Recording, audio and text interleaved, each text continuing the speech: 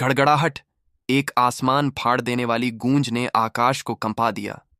विशाल dragon भगवान की चीखें पूरे पैतृक ड्रैगन पहाड़ों में गूंज उठीं। ये भारी ताकत और तबाही की आवाज थी। उस राक्षस जानवर ने अपने ही बेटे को मार डाला, फिर भी वह झिंझका नहीं। उसे कोई दुख नहीं हुआ। वह बस घूमा। उसका विशाल शरीर हैरानी भरी तेजी से हिला और ध्रुव की तरफ लौट आया और विशाल कृलिन भगवान के साथ मिल गया।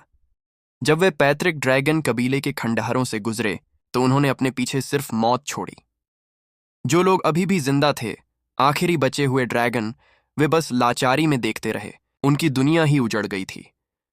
कुछ लोग बुरी तरह कांप रहे थे, हिल भी नहीं पा रहे थे क्योंकि डर से उनका शरीर सुन्न हो गया था। कुछ लोग घुटनों पर गिरकर रहम की भीख मांग रहे थे।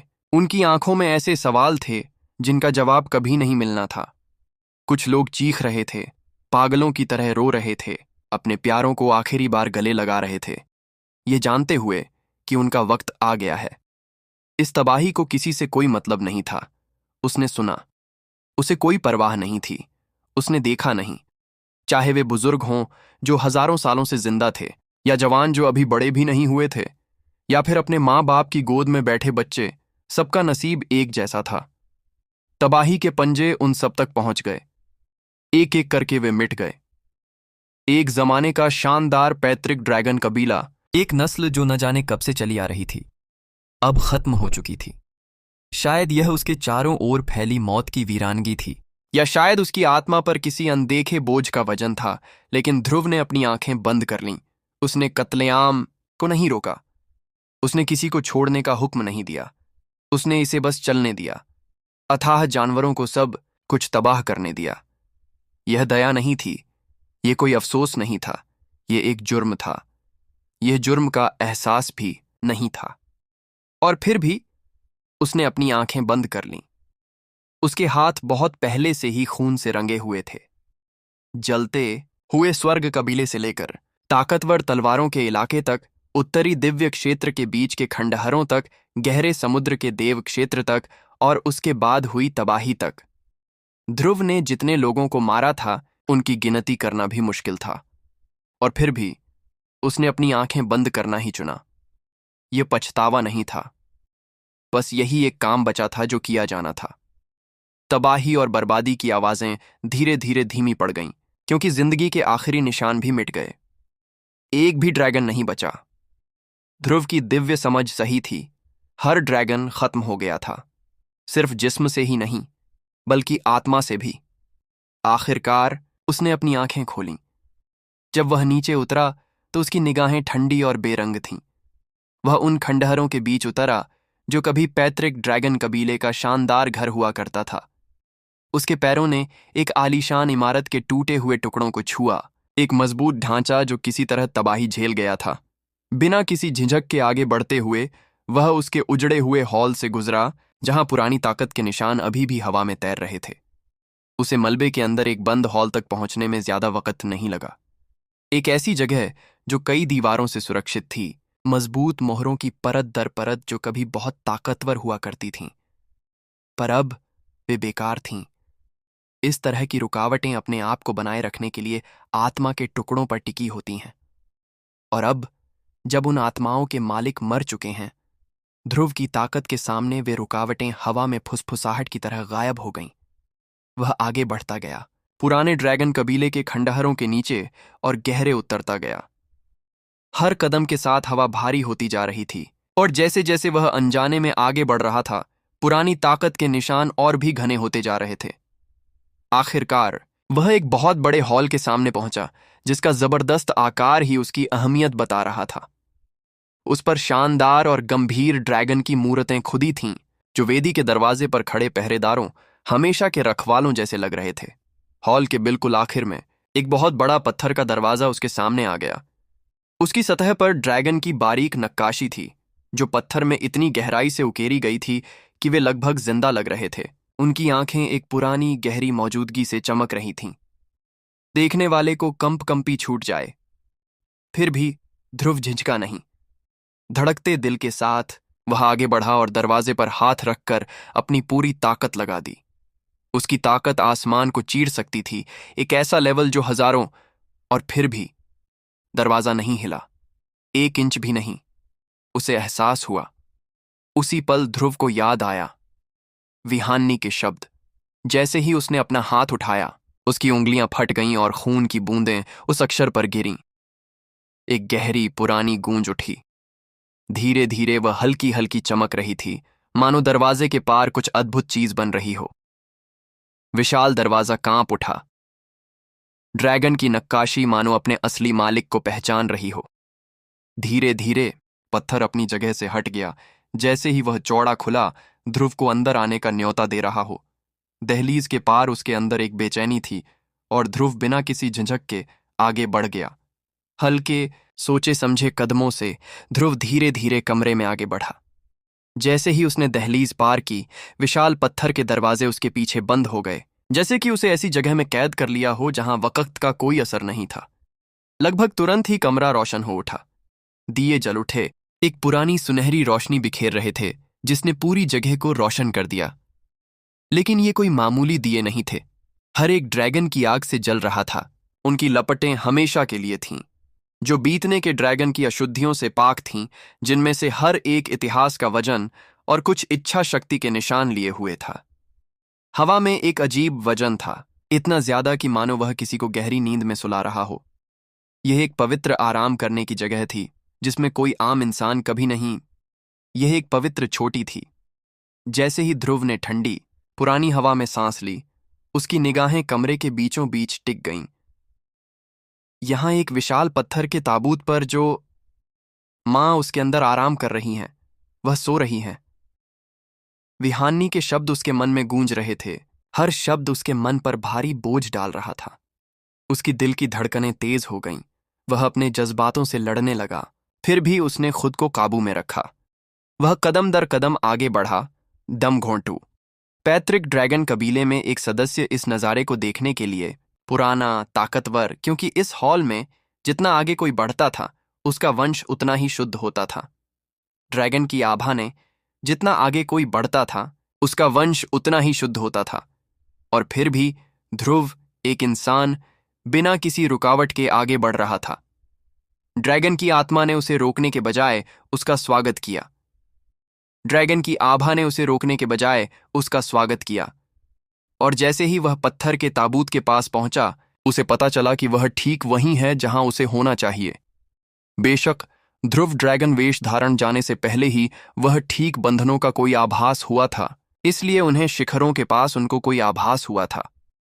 इसीलिए वे घुसपैठियों को रोकने के लिए बनाए गए अवरोध, ड्रैगनिक आभा, इनमें से किसी ने भी उसे रोका नहीं। यह होना ही था। उस वक्त जब विहान्नी बिना किसी रुकावट के अंदर आ गई थी, तो इसने ड्रैगन लॉर्ड और ग्रैंड एल्डर दोनों को अंदर तक हिला दिया था। ऐसा कारनामा जो केवल ड्रैगन वेश के लोगों के लिए ही मुमकिन है। कुछ ऐसा था जिसे वे समझ नहीं पा रहे थे, लेकिन वे अंत में अकेली रह गई। और जैसे ही वह आगे बढ़ी, उसकी रक्षा करने वाला कोई नहीं था, और इसीलिए उन्होंने उसका फायदा उठाया था। लेकिन ध्रुव विहान्नी नहीं था, और अब पैतृक ड्रैगन कबीला अब और नहीं रहा। बिना हिले डुले ध्रुव विशाल पत्थर के ताबूत के सामने पहुंचा। उसकी मौजूदगी चारों ओर के माहौल पर हावी हो रही थी। अपना हाथ उठाकर उसने धीरे से गहरी ऊर्जा का प्रवाह छोड़ा और उसने ताबूत के ढक्कन के चारों ओर लपेट दिया। रंबल, एक गहरी पुरानी कंपन के साथ विशाल ढक्कन ऊपर उठने लगा। जैसे ही वह हिला, उसके भीतर से एक बेहद ताकतवर आभा फूट पड़ी, जो पुरानी ऊर्जा की लहर की तरह बाहर निकली। ध्रुव स्थिर खड़ा रहा और उस शक्ति को अपने ऊपर बहने दिया। उसके चेहरे पर कोई भाव नहीं था, क्योंकि वह सब कुछ समझ रहा था जो कभी छिपा हुआ था। उस वक्त जब वह पहली बार शेनशी से मिला था, उसकी आत्मा पूरी तरह से बंद हो चुकी थी। उसकी सच्ची साथी, दुनिया से छुपी उसकी मौजूदगी, यह सब सावधानी से काबू किया गया था, दुनिया से छिपाया गया था। इस कारण उसे कभी पता नहीं चला, कभी समझ नहीं आया कि वह कौन थी। पूरी तरह से अनजान रहा, दुनिया से ही नहीं। जब तक सामने पत्थर के ताबूत से बेकाबू तो कोई शक नहीं रहा था। वह दिव्य थीं। वह मौजूदा दुनिया से परे, किसी ऐसी चीज से परे जिसका अस्तित्व होना चाहिए। ध्रुव का ड्रैगन वेश भले ही पुराने ड्रैगन देवता की रीढ़ से पैदा हुआ हो, आखिर में उसे दिया गया था। उसका शरीर उसके साथ ढल गया, जिसने आखिर में उसका अपना ड्रैगन वेश बनाने में मदद की। लेकिन असली पुराने ड्रैगन की तुलना में यह कुछ भी नहीं था।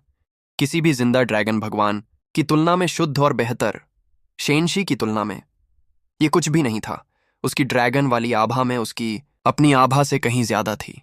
यह पुरानी, भारी और पक्की आभा, एक ऐसा वजूद जिसे ध्रुव भी अपनी ताकत के बावजूद अभी सही मायने में समझ सका था। ध्रुव धीरे धीरे तैरता हुआ, उसकी हरकतें खामोश थीं, लगभग इज्जत से भरी। जैसे ही वह विशाल पत्थर के ताबूत के पास पहुंचा, एक ऐसी आकृति जिसके अंदर वह शांति से लेटी हुई दिखाई दे रही थी। ढक्कन पूरी तरह खुल चुका था, जिससे उसके अंदर दिन रात से लाल आकृति दिखाई दे रही थी। एक आकृति जो उसके सपनों में आती थी। एक ऐसा इंसान जिसके पास उन्हें, क्योंकि वह अजीब हंसी वाली कविता लिखती थी जिन्हें वे पसंद नहीं थे, क्योंकि उनके पास उन्हें। एक ऐसी आकृति जिसे वह हमेशा के लिए थामे रखना चाहता था, उसे गायब न होने देना चाहता था, उसे फिर कभी न खोना चाहता। शेनशी। उसकी सुंदरता उतनी ही मासूम, उतनी ही दुनिया से परे थी जितनी उस दिन जब उसने पहली बार उसका असली चेहरा और शरीर देखा था। विशाल ताबूत में लेटी, धीरे धीरे कोई असर नहीं हुआ। उसका शरीर अंतहीन नींद में सो गई हो, वहां लेटी रही। वक्त का कोई असर नहीं हुआ, मानो वह गहरी अंतहीन नींद में सो गई हो। उसका चेहरा शांत था, उसकी सांसें थम गईं। उसका दिल इतना धीमा हो गया था कि वह कांपते हुए हाथ से उसे छूने से पहले ही उसकी उंगलियां उसके नाजुक चीनी मिट्टी जैसे गालों को छू रही थीं। वह गर्म थी, गर्म, फिर भी पूरी तरह बेजान। अपने सारे ज्ञान के साथ, सालों से सीखी गई गहरी महारत के साथ, अपनी आत्मिक शक्ति के मौजूदा लेवल के साथ, यहां तक कि ड्रीमर दिव्य कलाओं को उसकी पूरी हद तक बढ़ाने के देने के साथ, वह उसकी आत्मा को महसूस नहीं कर सका। वहां कुछ भी नहीं था। ऐसा लग रहा था जैसे उसका वजूद ही खत्म हो गया हो। उसकी सांसें अटक गईं, उसकी उंगलियां थोड़ी कांप गईं, छोड़ने को तैयार नहीं, इस सच्चाई का वजन समझने से इनकार। और तब छोटी सी एक आवाज, कोमल, दूर की, जानी पहचानी, लीसू। लीसू, तुम जाग गई हो। ध्रुव की आवाज हैरानी और उम्मीद से भरी हुई थी, क्योंकि उसने अपनी आत्मा में उसकी मौजूदगी को महसूस किया। वह धुंधली और हिलती हुई थी, मानो वह अभी भी होने और न होने के बीच के फासले में भटक रही हो, कभी पास, कभी इतनी दूर कि उसे डर लगता कि वह हमेशा के लिए दूर चली जाएगी। कुलदेवता की आत्मा, यह ऐसा भाग्य था।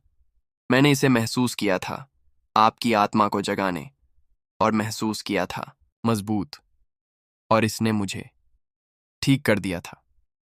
लीसू की आवाज कमजोर थी, लेकिन उसके शब्दों ने ध्रुव के पूरे वजूद में झटके भेज दिए। पितृदेवी की आत्मा ने उसे ठीक कर दिया। इसके पहले स्वास्थ्य की देवी लीसू ने ध्रुव को पहले ही बता दिया था कि उसका ठीक होना उसकी ताकत पर निर्भर है। वह जितना ज्यादा ताकतवर होगा, वह उतनी ही जल्दी ठीक हो जाएगी। हालांकि दिव्य गुरु की बीच की हालत से बढ़कर आखिरी हालत तक पहुंचने के बावजूद उसकी हालत में अब बदलाव नहीं आया था। फिर भी अब उसने कुछ बिल्कुल अलग बात कही थी। अपनी कुलदेवी की आत्मा और ज्यादा मजबूत हो गई थी। अपने सारे तजुर्बे के बावजूद ध्रुव भी पल भर के लिए चौंक गया। उसने अपनी आत्मा में अपनी कुलदेवी की आत्मा को महसूस नहीं किया था, न ही उसने सक्रिय रूप से पितृदेवी से जुड़ी कोई साधना की थी। लेकिन उसकी आत्मा ठीक थी। ध्रुव के शरीर से निकलने वाली आत्मा का एहसास, उसने सोचा था कि वह काफी देर तक गहरी नींद में सोएगी, और फिर भी वह यहां थी। उसकी आत्मा में उसकी उम्मीद से कहीं ज्यादा तेजी से सुधार हुआ।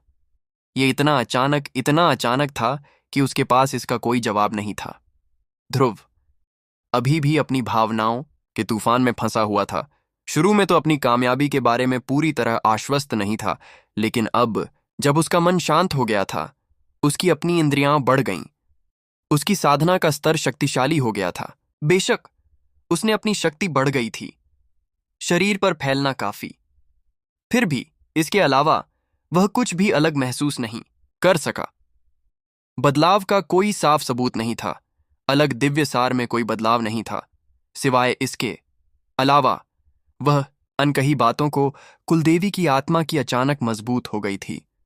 लेकिन इसके पहले वह इस बात पर ज्यादा सोच पाता, लीसू की आवाज एक बार फिर उसके दिमाग में घूम गई। यह मजबूत हो गई थी। मुझे यकीन नहीं हो रहा था कि यह वह इस पर और ज्यादा सोच पाता। लीसू की आवाज एक बार फिर उसके दिमाग में घूम गई। यह ऐसी चीज नहीं है जिसे आप समझ सकें। ध्रुव ने सांस छोड़ी, इसके पहले कि उसका थका हुआ दिमाग उस बात पर जाए जो सबसे जरूरी थी। लीसू, क्या शेनशी की मदद कर सकती हो? उसकी आवाज शांत थी, लेकिन अंदर उम्मीद का एक नकारा न जा सकने वाला वजन था। एक पल की खामोशी, तभी लीसू की कोमल आवाज वापस आई। मेरी मौजूदा हालत में मैं ऐसा नहीं कर सकती। ध्रुव को जब यह जवाब मिला, लेकिन उसने पहले से ही इसकी उम्मीद की थी। उसका दिल बैठ गया, लेकिन उसने निराशा को जड़ें नहीं जमाने दी। हालांकि जैसे ही वह इसके बारे में सोचने लगा, लीसू के अगले शब्दों ने उसकी आत्मा में झकझोर दिया। लेकिन अगर आप अपनी पैतृक देवी आत्मा में एक और कामयाबी हासिल करते हैं, मुझे यकीन है कि मैं उसे ला सकती हूं, और वह छोटी लड़की आत्मा वापस जिंदा। मुझे यकीन है कि मैं उसे ला सकती हूं, और वह छोटी लड़की आत्मा वापस जिंदा। ध्रुव का दिमाग फट गया। उसकी सांस गले में अटक गई। उसका शरीर मानो बिजली से प्रभावित हो गया हो। उन्हें दोबारा जिंदा करें। सिर्फ शेनशी ही नहीं, बल्कि लिंगेर भी। उसकी उंगलियां हल्की सी कांप रही थीं। उसका दिल अविश्वसनीय सच्ची भावना से धड़क रहा था। एक मौका, एक असली मौका, जो नामुमकिन था, वह सच में किया जा सकता था। ध्रुव की भौहें फड़क उठीं और उसका दिल सीने में बेकाबू होकर धड़क रहा था। लीसू के शब्दों ने उसे आशा दी थी, सच्ची पक्की आशा। यह केवल खोखला दिलासा या अंधविश्वास नहीं था, यह एक पक्का भरोसा था। अगर उसने कहा कि वह यह कर सकती है, तो वह यह कर सकती है। शेनशी, लंबे वक्त तक रहने वाली, दोनों वापस लौट सकते हैं। तो जल्दी करो और आगे बढ़ो। लीसू की आवाज उसके मन में गूंज रही थी, उसे आगे बढ़ने के लिए कह रही थी। फिर भी जैसे जैसे वह बोलती गई, उसकी मौजूदगी और दूर होती गई। उसकी आवाज धीमी और कमजोर होती गई, मानो थकान उसे फिर से घेर रही हो। लीसू, ध्रुव ने उसे पुकारा। उसकी आवाज में जल्दी थी, लेकिन कोई जवाब नहीं आया। अगली बात जो उसने जानी वह यह कि उसकी चेतना बदल गई, और पलक झपकते ही उसने और पैतृक देवता के सब कुछ घेर लिया। उसकी आत्मा को एक चमकदार पवित्र क्षेत्र अंधकार के सब कुछ घेर लिया। उसकी आत्मा को डाला, और अंधकार ने सब कुछ सोख लिया। यह एक अनोखी ऊर्जा थी जो किसी भी चीज से अलग थी। वह, मास्टर देखो, बड़ी सफेद बहन अभी भी है। एक खुशमिजाज आवाज ने उसे घबराहट से बाहर निकाला। होंगेर। वह दौड़कर उसके पास आई। उसकी आंखें उत्साह से बड़ी हो गई थीं, और वह उस चमकदार चिंगारी को इशारा कर रही थी जो अभी भी खतरे की फैली हुई थी। यूं आमतौर पर उसके पीछे पीछे चली गई थीं, क्योंकि वह धीरे धीरे धड़क रही थी। उसकी बैंगनी आंखें हैरानी से भरी हुई थीं। लीसू, वह ठीक हो रही थी। ध्रुव एक पल तक चुपचाप देखता रहा। उसका दिमाग अभी भी सब कुछ सोच रहा था। फिर कुछ देर बाद उसने सांस छोड़ी और बोला, उसे शायद अपने लिए वक्त चाहिए, उसे परेशान मत करो। उनके शब्दों में एक पक्कापन था जिसे होनगेर समझ गया। पीछे हटने से पहले उसने अपना सिर हिलाया, और इसके साथ ही ध्रुव बाहर की दुनिया में लौट आया। पुराने दमनकारी कमरे ने एक बार फिर उसका स्वागत किया। विशाल पत्थर के ताबूत के पास खड़े होकर ध्रुव ने उसमें बैठी खामोश महिला को देखा। वह महिला जिसकी रक्षा करने की कसम ली थी, वह महिला जिसे वह पहले भी एक बार नाकाम कर चुका था। उसका हाथ ताबूत की ठंडी सतह से टकराया। थोड़ा और इंतजार करो शेनशी, मैं तुम्हें जल्द ही घर ले आऊंगा। धीमे से लेकिन पक्के विश्वास के साथ वह बोला। आखिरी नजर के साथ ध्रुव हवा में उड़ गया। उसकी गहरी ऊर्जा उमड़ पड़ी और उसने धीरे से ढक्कन बंद कर दिया। पुआम! जब ध्रुव ताबूत की अव्यवस्था की गहरी ऊर्जा उमड़ पड़ी और उसने धूसर रंग की श्रृंखला फेंक कर उसे अपने कंधों के ऊपर उठा लिया, एक भयंकर तूफान की तरह धधक उठा और उसने अपनी कोहनी में गहनों की तरह जड़े हुए पृथ्वी की दरारों पर झपट्टा मारा। मलबे से अपनी शक्ति को उसने पत्थर के ताबूत को पुराने आराम करने की जगह से बाहर निकाला। खूनी अद्वैत शक्ति से उसने भूमि की गहराई से ताबूत को पुराने आराम करने की जगह से बाहर निकाला। वक़्त के साथ मकबरे की रक्षा करने वाली संरचनाओं ने तुरंत प्रतिक्रिया दी। उनकी गूंज कमरे में गूंज उठी। अनगिनत पीढ़ियों के निशान इस घुसपैठ का विरोध करने की बेकार कोशिश कर रहे थे। इस दुनिया की कोई भी ताकत या अतीत का कोई भी निशान ध्रुव की इच्छा शक्ति में बाधा नहीं डाल सकता। उसके नीचे की जमीन फट गई और मलबा उड़ गया और ताबूत अपनी नींव से अलग हो गया। जैसे ही आखिरी रुकावट खत्म हुई, एक पुराना गहरा संदूक उसके ऊपर आ गया, जिसके किनारे पर विशाल ड्रैगन को अपने साथ लेकर जहाज में चढ़ गया। पुराने गहरे संदूक के ऊपर वह विशाल ताबूत को अपने साथ लेकर जहाज में चढ़ गया। पुराने गहरे संदूक ने विशाल ताबूत को अपने साथ लेकर उसकी दुनिया उसकी आंखों के सामने अंतहीन रूप से फैली हुई थी। एक पल तक उसने खोज की। आखिरकार उसे वह मिल गया, एक अद्भुत बेदाग स्थान, फूलों का एक शांतिपूर्ण अंतहीन मैदान कृत्रिम हवा में धीरे धीरे झूम रहा है। वहां शांति, यह कब्र। धीरे से नीचे उतरते हुए ध्रुव ने विशाल ताबूत को नरम जमीन पर रख दिया, जिससे उसका वजन धरती में ढंसने लगा। आखिरकार बोलने से पहले उसकी निगाहें ताबूत की सतह पर टिकी रहीं। मैं अभी आपको मां से वापस नहीं मिला सकता, लेकिन मैं आपसे वादा करता हूं, चाहे कितना भी वक्त लगे, वह हिम्मत से भरी होंगी। उनकी आवाज स्थिर थी, पक्के इरादे से भरी हुई। धीरे धीरे ध्रुव पास खड़ी खामोश आकृति की ओर मुड़ा। उसका चेहरा एक ऐसी आकृति जिसका शरीर कठोर था और उसके जबड़े कसकर जकड़े हुए थे, क्योंकि वह अपने भीतर उमड़ती हुई भावनाओं से लड़ रहा था। कृपया अपनी नजरों को मुझ पर नजरों में मिलाएं। उसका चेहरा नरम पड़ गया। उसने अपनी नजरों से नजरें मिलाईं। उसका चेहरा नरम पड़ गया। वह हवा में कदम रखते हुए मुड़ा। जैसे ही पुराने गहरे संदूक का द्वार उसके पीछे झिलमिला उठा। एक क्षण बाद जैसे ही पुराने गहरे संदूक ने उस पवित्र स्थान की दुनिया को छोड़ा, उसकी पैतृक ड्रैगन कबीले की भूमि पर, आबाद रंज रहित भूमि पर प्रकट हुआ। जैसे ही वह ईश्वर रहित अगाधता की ओर बढ़ा, उसकी शक्ति की तरंगें और फैले हुए अंतहीन कोहरे वाले समुद्र की अथाह अव्यवस्थित शक्ति की ओर फैला हुआ। जो कभी जीवित प्राणी की तरह वह तेज आगे बढ़ा, अपने रास्ते में आने वाली हर चीज को निगलता हुआ पूरे क्षेत्र को अपनी घनी दमघोंटू उपस्थिति से भर दिया। यह भूमि जो कभी ड्रैगन के लिए सुरक्षित जगह थी, पूरी तरह से निगल ली गई, एक कब्रिस्तान जिसे रसातल ने निगल लिया। ध्रुव और अथाह जानवर गायब हो गए। आखिरकार दुनिया को एक भयानक सच्चाई का पता चला। अंतहीन कोहरा, एक ऐसी शक्ति जो अनगिनत युगों से सीमित रही थी, एक बार फिर फैल गई। यह पैतृक ड्रैगन पर्वत श्रृंखला को निगल लिया, लेकिन इस बार इसने संपूर्ण पैतृक ड्रैगन पर्वत श्रृंखला को निगल लिया। जो कभी ड्रैगन की पवित्र भूमि थी, एक ऐसा स्थान जो अनादिकाल से बिना हिले खड़ा था, वह बिना किसी निशान के गायब हो गया। कोई खंडहर नहीं बचा, कोई भी लाश पीछे नहीं छोड़ी गई। केवल अंतहीन मंथन करता हुआ अथाह कोहरा, लगातार बाहर की ओर रेंगता हुआ, निगलता हुआ, नष्ट करता हुआ, पीटता हुआ, और इसके साथ ही पैतृक ड्रैगन कबीला भी समाप्त हो गया। ध्रुव का चेहरा भावहीन था, उसका मन शांत था, एक ऐसे सन्नाटे से भरा हुआ जिसमें सब कुछ समा गया था। यह एक ऐसी दुनिया थी जो सब कुछ खत्म कर देने वाली तेज हवा जैसी लग रही थी। हर तरफ बेजान, रूह को दबाने वाली एक खामोशी फैली थी, जो अनगिनत खून खराबे और तबाही में डूबी हुई थी।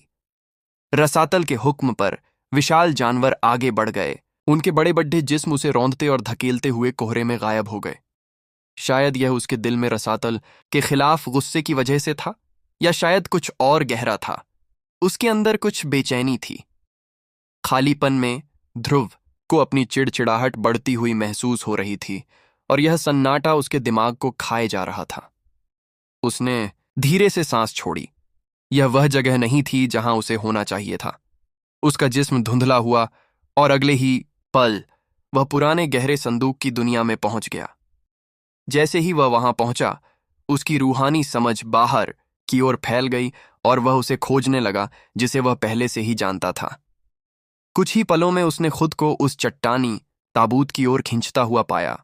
जैसे ही उसने यह नजारा देखा, उसकी निगाहें थोड़ी नरम पड़ गईं। उसकी बेटी विहान्नी विशाल पत्थर के ताबूत के पास चुपचाप बैठी थी। उसके छोटे हाथ ताबूत की सतह पर टिके हुए थे। उसका सिर खामोशी से झुका हुआ था। कुछ ही दूरी पर जिया दूर खड़ी देख रही थी, पर पास आने की कोई कोशिश नहीं कर रही थी।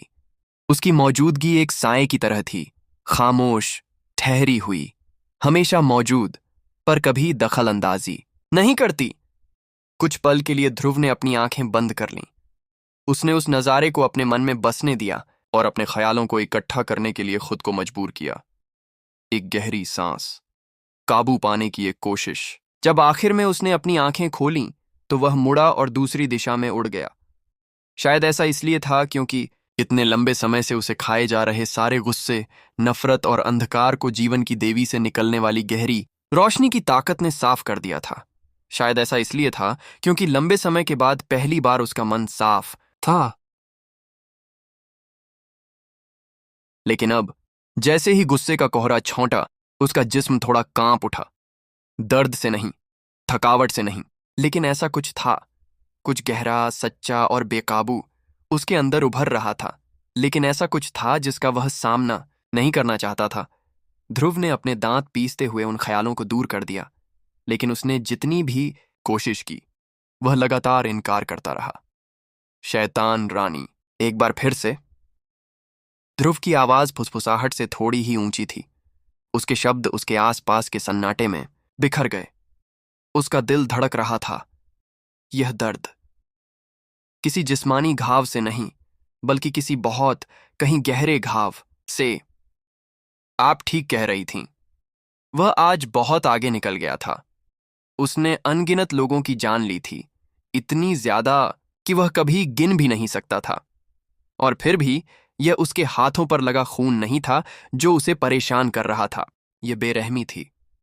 इसकी जरूरत नहीं थी, बल्कि ध्रुव ने खुद को नीचे गिरने दिया था। एक गहरे राक्षस के रूप में ड्रैगन लॉर्ड ने भले ही एक पल के लिए अपने ही बेटे को मारने का हुक्म दिया था। उस बिगड़े हुए खराब रूप में भी उसके वजूद का एक हिस्सा झिझका था, लेकिन ध्रुव वह नहीं झिझका। उसकी नफरत पक्की थी। उसका हुक्म पूरा असरदार था, और पिता ने अपने बेटे को खा लिया था। उसकी वजह से वह भी एक पिता था। वह जानता था कि अपने बच्चे को खुद से ज्यादा प्यार करने का क्या मतलब होता है, और इसलिए वह यह भी जानता था कि अगर ड्रैगन लॉर्ड की आत्मा अभी भी कहीं मौजूद है, उसका छोटा सा टुकड़ा भी रसातल में, तो वह बेहिसाब दर्द से भरा होगा, बेहिसाब नफरत। ध्रुव का जिस्म कांप उठा। उसकी उंगलियां मुट्ठियों में कस गईं। मैंने गुनाह किया है। एक बार फिर वह धीरे धीरे जमीन पर गिर पड़ा। उसकी मुट्ठी ढीली हो गई। उसका सिर नीचे झुक गया। हर चीज का वजन उसकी रूह पर दबा हुआ था, न सिर्फ आज का, बल्कि हर चीज का।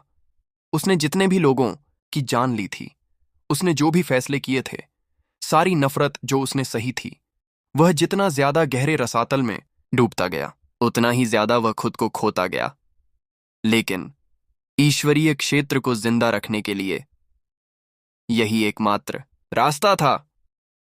उसकी अपनी बातें ही उसे कड़वी लगीं। वे सच थीं। वह जानता था कि वे सच थीं, लेकिन फिर क्यों? ये एक बहाना क्यों लग रहा था? उसने अपनी आंखें बंद कर लीं, लेकिन उसकी रूह बिखरी हुई थी। उसके ख्याल आपस में उलझ गए, आपस में लड़ रहे थे। लीसू की सफाई की गर्माहट ने उसके गुस्से को तो दूर कर दिया था, लेकिन वह मन के तूफान में खोया हुआ था। उसे पता नहीं था कि वह कहाँ कितनी देर तक रहा, अपने ही मन के तूफान में खोया हुआ। लेकिन फिर एक गर्माहट, एक छुअन जिसे उसने पूरी तरह से, कोमल बाहों ने उसे गले लगा लिया, उसकी पीठ को थामा मजबूती से और बिना हिले। वह एक पल के लिए अकड़ गया। फिर धीरे धीरे उसका जिस्म ढीला पड़ गया। उसका तूफान शांत हो गया और पहली बार न जाने कितने वक्त बाद ध्रुव की आहें चुपचाप बह निकलीं। उसकी रूह, उसकी खुशबू, उसकी गर्माहट, वे उस पर हावी हो रही थीं। उसकी टूटी हुई रूह की दरारों से रिस रही थीं, अंदर से घुल रही थीं। यह एक ऐसी गर्माहट थी जिसकी उसे जरूरत थी, इसका उसे एहसास ही नहीं था। वह गर्माहट जो अनजान फिर भी इतनी जानी पहचानी सी महसूस हुई, एक गर्माहट जिसे उसने रसातल को अपनाने से मना कर दिया था। ध्रुव ने धीरे से अपनी आंखें खोलीं। उसकी सांस गहरी और कांपती हुई थी और उसने अपना सिर थोड़ा सा घुमाया। शुक्रिया, जिया। उसकी आवाज धीमी, खुरदरी और थकान से भरी थी, जिसका उसके जिस्म से कोई लेना देना नहीं था, बल्कि उसके दिल से सब कुछ जुड़ा था। उसके पीछे खड़ी औरत ने अपनी पकड़ ढीली नहीं की। वह एक पल के लिए चुप रही, मानो सोच समझकर अपने शब्द चुन रही हो। फिर उसकी आवाज आई, बिखरी हुई गहराई से एक शांत जगह पहुंच गई। हम पति पत्नी हैं, क्या सच में शुक्रिया की जरूरत है? जिया की आवाज नरम थी, वह उसके कान के बहुत करीब थी। आंखें जो अब ध्रुव की आंखों में झांक रही थीं, वे वही आंखें थीं जिन्हें वह कभी जानती थीं। वे आंखें जिन्होंने बहुत ज्यादा मौत, बहुत ज्यादा नफरत, बहुत ज्यादा नुकसान देखा था। आंखें जो अंधकार और रसातल से मैली हो चुकी थीं, और फिर भी उस गहरे रसातल में कुछ अब भी बचा हुआ था, कुछ छिपा हुआ, कुछ ऐसा जो मिटने से इनकार करता है। यह एक हमेशा रहने वाला दर्द था। जिया ने कहा था कि खुद ध्रुव ने भी इसे मानने से इनकार कर दिया था, जिसे वे साफ साफ देख उसने इसे देखा, और इसीलिए उसने उसे जाने नहीं दिया। वह पीछे नहीं हटी, बल्कि उसने अपनी पकड़ और मजबूत कर ली और अपना माथा उसकी पीठ पर हल्के से दबा दिया। उसने उसे यह नहीं बताया कि सब ठीक हो जाएगा। उसने उसे यह नहीं बताया कि वह राक्षस नहीं है। वह बस वहां खड़ी रही, खामोश, मौजूद, बिना हिले, क्योंकि इस पल में वह समझ गई ध्रुव को बचाने की जरूरत नहीं थी, उसे बस किसी के साथ रहने की जरूरत थी। मैं नहीं पूछूंगी कि बाहर क्या हुआ, जिया ने धीरे से कहा। उसकी आवाज में बिना कहीं समझ का वजन था। लेकिन अगर तुम थक गए हो तो थोड़ा आराम कर लो। उसके शब्द नरम थे, कोई हुक्म नहीं, बल्कि एक पेशकश थी। लेकिन ध्रुव ने सिर्फ अपना सिर हिलाया। उसके होंठों पर एक कड़वी मुस्कान थी। बाद में आराम करने का वक्त होगा। आराम कैसे कर सकता था? दुनिया का वजन, हर चीज का वजन अभी भी उसके कंधों पर दबा हुआ था। इसके बजाय उसने एक हल्के इशारे से अपना हाथ उठाया और फिर उसे अपने पास बैठने का इशारा किया। वह एक पल के लिए झिझकी और फिर उसके पास बैठ गई। मौजूदगी ने तुरंत भारी माहौल को तोड़ दिया। मालिक, क्या आप और आपकी पत्नी हमारे साथ खेलने आए हैं? एक चमकदार, शरारती आवाज हवा में आई। होंगेर। उसकी आंखें शरारत से चमक उठीं जब वह जोश में थोड़ा उछलते हुए उनकी ओर देखकर मुस्कुराई। उसके बगल में एक और लड़की खड़ी थी, एक जिस्म जो होंगेर से काफी मिलता जुलता था, लेकिन ज्यादा शांत। उसकी बैंगनी आंखें शांत उम्मीद से भरी थीं। यूएर। उन्हें देखते ही ध्रुव की नजरें नरम पड़ गईं। इतनी बिखरी हुई, इतनी बेरहम दुनिया में ये दोनों, ये मासूम बच्चों जैसे वजूद अंधकार से अछूते रहे। यूएर को बाहर ले जाओ और दुनिया की सैर कराओ, ध्रुव ने कहा। उसकी आवाज में एक अनोखी नरमी थी। स्काई पॉइजन पर्ल की दुनिया इस जगह जितनी खूबसूरत नहीं है। उनके लिए हमेशा के लिए उस जगह तक बंधे रहना अच्छा नहीं था। उन्हें दुनिया का तजुर्बा करने की जरूरत थी, एक ऐसी दुनिया जो जंग और कत्ल से भरी ना हो। ओह, होंगेर का चेहरा एकदम से मुरझा गया। उसका जोश गायब हो गया। चलो चलें, यूएर। उसने आह भरते हुए दूसरी लड़की का हाथ पकड़ लिया, लेकिन फिर जाने से पहले वह मुड़ी। मालिक शायद अपनी पत्नी के साथ रहना चाहता है। एक पल के लिए ध्रुव को खींच चढ़ी और उसका दिमाग चकरा गया। उसके बगल में जिया, जो बातचीत के दौरान ज्यादातर वक्त चुप रही थी, अचानक एक हल्की मीठी हंसी हंस पड़ी। हा हा हा। उसकी हल्की और पल भर की हंसी ने उसके अंदर गहरे में कुछ झकझोर दिया। बहुत वक्त हो गया था जब उसने उसे इस तरह हंसते हुए सुना था। ध्रुव ने उसे देखना चाहा था, आंखों में एक ऐसी गर्माहट आ गई जिसे ऐसा लगा जैसे वह फिर कभी नहीं देख पाएगा। और ऐसा पहली बार हुआ कि ऐसा लगा जैसे हमेशा के लिए वह फिर ये सोचना कि लिंगशी दोबारा जन्म लेने वाली देवदूत है। जिया ने धीरे से कहा। उसकी आवाज फुसफुसाहट से थोड़ी ही ऊंची थी क्योंकि वह ध्रुव से बातें कर रही थी। उसने ध्यान से सुना। जब उसने सब कुछ समझाया, वह सब कुछ जो उस दिन से हुआ जब उसने ईश्वरीय क्षेत्र छोड़ा और रसातल में उतर गई थी। और अब आखिर में उसे समझ आया। उसे बहुत राहत हुई। हालांकि रसातल उसकी सोच से कहीं ज्यादा खतरनाक था, लेकिन अंत में सब कुछ ठीक था। यहां तक कि चंद्रदेव क्षेत्र, जो पूरी तरह से तबाह हो गया था, का दोबारा निर्माण किया गया था। और यह जानकर इतने लंबे समय से उसके ऊपर जो भारी वजन था वह हल्का होने लगा। काफी वक्त बाद पहली बार ऐसा महसूस हुआ कि वह खुलकर सांस ले सकती है। और वो लड़की जिन्हू, उसने एक हल्की मुस्कान के साथ कहा, उसने अच्छा काम किया। हा हा हा हा हा। इसमें जिया की आंखें नम हो गईं। उसका चेहरा पुरानी यादों से भर गया जब उसने उस वफादार के बारे में सोचा। वह हमेशा वफादार रही है। लेकिन फेंक क्यों?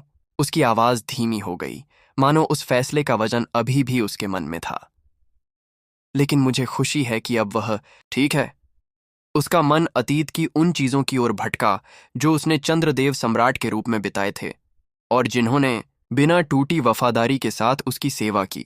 और अब ध्रुव के पास बैठकर इस दुनिया से इतनी दूर इस जगह पर उसने खुद को एक बार फिर उनके बारे में बात करते हुए पाया। लेकिन ये कीमती यादें थीं जो वक्त के साथ फीकी नहीं पड़ीं, पछतावे के रूप में नहीं। वे एक साथ बैठे, हर चीज के बारे में बात की, अपने बीते वक्त के बारे में, अपने सफर के बारे में और उन रास्तों के बारे में जिन पर वे अकेले चले थे। कभी कभी ध्रुव ने पहल की। उत्तरी दिव्य क्षेत्र में अपने वक्त को याद करते हुए जिया अपने तजुर्बे साझा करती और उसे बताती कि वह आखिर में दिव्य साम्राज्य कैसे बनी। उसने जो लड़ाइयां लड़ीं और खून और ताकत के साथ इतिहास में अपना नाम लिखा। माहौल चुपचाप था, जो बाहर की दुनिया से बिल्कुल अलग था। जिया अपनी बर्फीली सुंदरता के साथ मजबूत रही। जब वह ध्रुव को देखती तो उसकी आंखें गर्म थीं। यह वही जिया थी जिसे वह जानता था। वह दूर रहने वाली औरत नहीं जो कभी सम्राट थी। वह औरत नहीं जिसने कभी किस्मत की वजह से रिश्ता तोड़ लिया था, लेकिन वह सचमुच उसके पास लौट आई थी। आखिर में उसके दोबारा बोलने से पहले उनके बीच कुछ देर की खामोशी छा गई। तो अब तुम्हारी क्या योजना है? क्या तुम ड्रीम डीवर में वापस लौटने की सोच रहे हो? उसकी आवाज शांत थी, लेकिन उसके नीचे चिंता की एक लहर थी। आखिरकार ध्रुव को कुछ समय पहले ही अगवा कर लिया गया था। उसकी ताकत बहुत बढ़ गई थी, लेकिन वह किसी से भी बेहतर जानती थी। वह अभी भी काफी मजबूत नहीं था। अभी तक नहीं। देवताओं के खिलाफ खड़े होने के लिए काफी नहीं, ऊंचे पुजारियों को चुनौती देने के लिए काफी नहीं, अथाह सम्राट का सामना करने के लिए काफी नहीं। और अगर वे अभी तक अंतहीन कोहरे में रह रहे हैं तो खतरा उतना ही ज्यादा बढ़ता गया। अगर वे प्राणी अंतहीन कोहरे में कदम रख देंगे तब उसकी असली पहचान खुलने का अंदेशा काफी बढ़ जाएगा। और अगर ऐसा हुआ तो यहां तक कि ध्रुव की ताकत बहुत बड़ी थी। रसातल के जानवरों की सेना और अंतहीन कोहरे की भारी शक्ति उसके काबू में थी। फिर भी वह अजेय नहीं था। हाँ, अंतहीन कोहरे के अंदर वह सबसे ऊपर राज करता था। लेकिन जिस पल देवताओं ने यह फैसला लिया कि कोहरा सम्राट को खत्म करना जरूरी है, वे अकेले काम नहीं करेंगे। वे ज्यादा सावधान रहेंगे। अगली बार अगर वे देवता सचमुच उसके खिलाफ चले तो वे अकेले नहीं आएंगे। वे एक साथ काम करेंगे, और वह एक ऐसी लड़ाई जिसे वह हारना नहीं सह सकता। यहां तक कि सिर्फ एक दिव्य रीजेंट स्टार के भगवान के साथ वह पहले से ही अपने सभी त्रुप के पत्ते खर्च करने के लिए मजबूर हो गया था। अगर 2 भगवान हमला करें, 3, इसका नतीजा भयानक होगा। वह यह खतरा नहीं उठा सकता, अभी नहीं। मेरे पास एक योजना है, लेकिन अभी नहीं। ध्रुव ने आखिरकार शांत पक्के स्वर में जवाब दिया। मैं पहले और मजबूत बनना चाहता हूं। असल में उसने पहले ही सभी अंदेशों पर सोच विचार कर लिया था। इतने कम वक्त में उसकी ताकत में भारी बढ़ोतरी हुई थी और सिर्फ यही बात शक पैदा करती है।